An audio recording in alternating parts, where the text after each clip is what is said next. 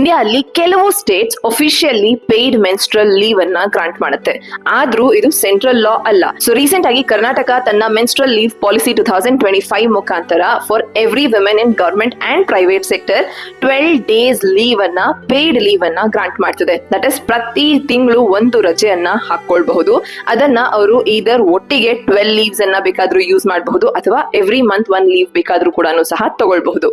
And ಈ ರೀತಿ ಮಾಡೋದ್ರಲ್ಲಿ ಕರ್ನಾಟಕ ಫಸ್ಟ್ ಸ್ಟೇಟ್ ಆಗುತ್ತೆ that for private and government sector ಅಲ್ಲಿ ರೆಕಗ್ನೈಸ್ ಮಾಡ್ತಿರೋದು. ಇದಕ್ಕೂ ಮುಂಚೆ ಬಿಹಾರ್ ಅಂಡ್ ಕೇರಳ ಅಲ್ಲೂ ಸಹ ಫಾರ್ ಗವರ್ಮೆಂಟ್ ಎಂಪ್ಲಾಯ್ಸ್ ಇದನ್ನ ಗ್ರಾಂಟ್ ಮಾಡಿರೋದು. ಅಂಡ್ ಆಲ್ಸೋ ಕೆಲವು ಪ್ರೈವೇಟ್ ಕಂಪನೀಸ್ ಅಲ್ಲೂ ಸಹ ಈ ರೀತಿ ಲೀವ್ ಪಾಲಿಸಿ ಇದೆ. ಮೆನ್ಸ್ಟ್ರೇಷನ್ ಬೆನಿಫಿಟ್ ಬಿಲ್ 2017 ಅನ್ನ ಪಾರ್ಲಿಮೆಂಟ್ ಅಲ್ಲಿ ಇದಕ್ಕೂ ಮುಂಚೆನೆ ಇಂಟ್ರೊಡ್ಯೂಸ್ ಮಾಡಿದ್ರು ಸಹ ಇದುವರೆಗೂ ನ್ಯಾಷನಲ್ ಲಾ ಆಗಿ ನಾವು ಇದನ್ನ ಕಾಣಿಲ್ಲ. ಸೊ ಹಾಗಾಗಿ ಅದು ಇಂಡಿವಿಜುವಲ್ ಸ್ಟೇಟ್ ಪಾಲಿಸೀಸ್ ಅಥವಾ ಕಂಪನೀಸ್ ಮೇಲೆ ಡಿಪೆಂಡ್ ಆಗಿರುವಂತದ್ದು.